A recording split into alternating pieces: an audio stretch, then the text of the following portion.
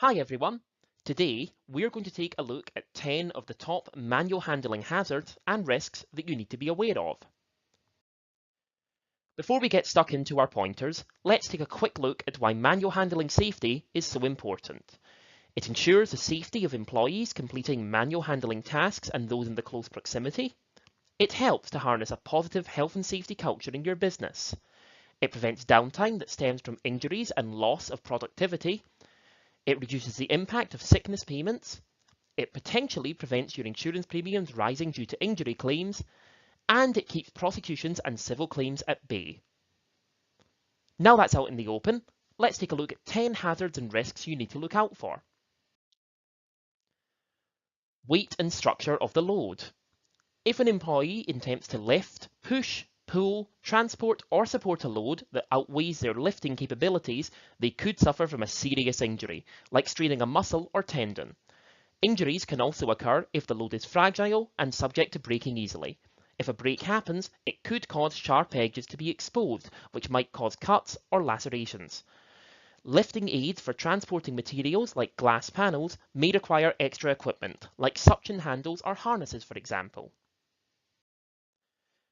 The graphic on screen can be used as a guideline for what weights are feasible for various lifting, carrying and lowering zones. Remember though, each and every employee is different. A weight that's easily achievable for one employee might be out of the question for another, so it's important to make sure employees only lift what's feasible for them. When considering the employee's individual capabilities, you might have to consider things like their age, disability, health, medical conditions or gender. Size and shape of the load. This is another that will vary from employee to employee. If the size of the load is too large or is an awkward shape that's difficult to hold, it could impact how securely they're able to grip the load, which will increase the likelihood of strain and could cause the load to slip out of their possession, potentially leading to further risks. In addition, loads that are too big could obstruct an employee's vision, which could result in them missing any potential hazards en route. Liquid spillages. If employees are transporting liquids, make sure that lids are securely fastened to ensure liquid isn't lost along the way. Carrying a container filled with a liquid can also prove difficult because the liquid unevens the weight and load as it sloshes around. If the liquid's a hazardous substance, it could seriously harm the employee if it makes contact with their skin or eyes, and particularly to open wounds. It could also pose a slip hazard to themselves and others if it's splattered across the floor. Hot liquids. Make sure you supply the correct personal protective equipment if hot liquids are being transported. The temperature of the load could harm employees' hands, so they'll need hand protection that soaks up the brunt of the heat. It's also good practice to think about the potential of steam being produced from the hot liquid, as the release of this can cause further harm. If you don't, employees could hurt their hands, and they may end up rushing the task to relieve themselves of the load, which will increase the likelihood of an accident or spill. Slips or trips. If your housekeeping isn't up to scratch, there will be a risk of employees slipping or tripping whilst en route with the load. Slips and trips are dangerous at the best of times and account for 29% of non-fatal workplace accidents, but with objects in tow too, the resulting injuries could be even worse. To rid yourself of this problem, make sure the upkeep of your premises is maintained at all times. This means not having boxes lying around and clogging up walkways. You should carry out frequent checks of all routes and log your activity. Stairs. Stairs are an obvious hazard. When transporting or supporting objects, they can make it difficult to maintain balance and pose a greater risk of tripping.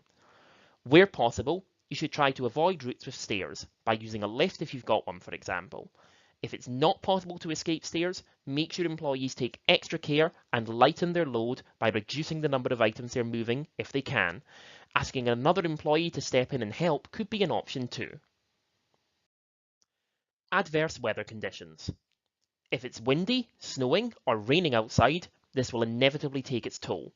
Rain and snow will not only make the objects themselves harder to grip if they get wet, but it will make the ground underfoot more slippery. When it comes to wind, consider the impact in terms of the nature of what's being handled. For example, if it's a large box or flat, wide panel and a gust of wind hits, the force could knock the employee over.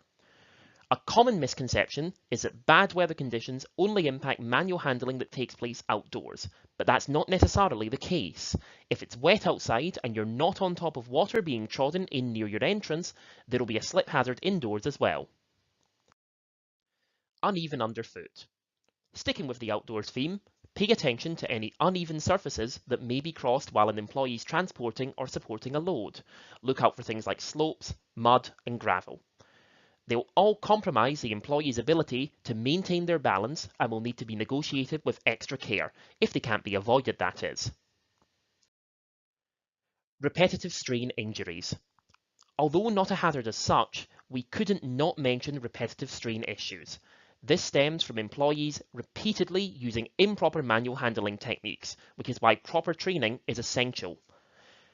Just giving training and then brushing it under the carpet isn't enough though. Make sure you keep abreast of employees' techniques, and if you see someone doing it wrong, let them know. This absolutely doesn't need to be a telling off, but just refresh them on the proper way to do it, or consider replacing the process altogether by providing equipment, like a trolley for example. Not using lifting aids properly. Last but not least is lifting aids. If they're not used as they should be, or aren't subject to statutory inspections at suitable intervals, the equipment itself could cause injury. Within care homes in particular, this can put other people at risk too. For example, if an employee is supporting someone in their care by using a mobile lifting hoist, they don't set it upright, and it hasn't been checked at least every 6 months by a competent person, the individual being moved could end up in a position they're not supposed to be in. So that's our 10 manual handling hazards and risks for you. And remember, hazards are lurking everywhere, so this list by no means covers it all.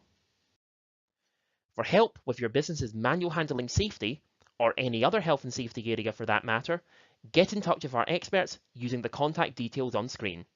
Thanks for listening.